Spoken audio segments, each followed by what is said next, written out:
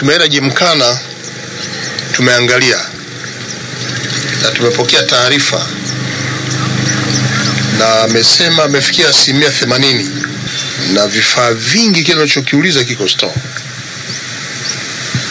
Kama 80% inatamkwa kwa sababu ya vifaa kuwa store, barake amenunua vitu vingi kufikia hatua hiyo. Hili jambo ni la dharura. Gymkhana kuna makubaliano yanafanywa kati ya Suba JKT pamoja na timu kutoka Uturuki. Ndio mheshimiwa.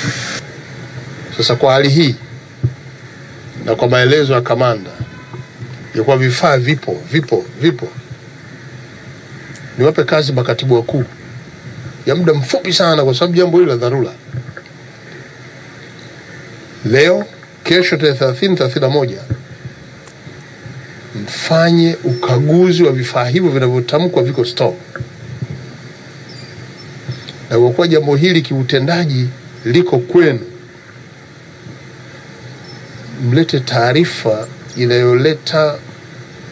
inayoeleza uwepo wa vifaa vyenyewe na kazi yenyewe utakapoanza na kukamilika katika kipindi kifupi, ili kufikia mwezi Aprili mwishoni hiyo 80% tu tunaiona kwa macho.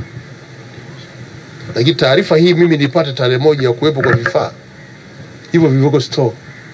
Yaani kesho kutwa tu hapa saa 4 asubuhi mimi nipate taarifa.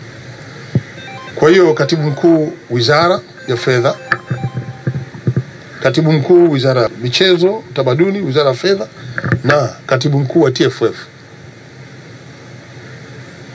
tutaenda kumjulisha katibu mkuu au mkurugenzi wa miundombinu, naye aingie aje kujiridhisha hali hii.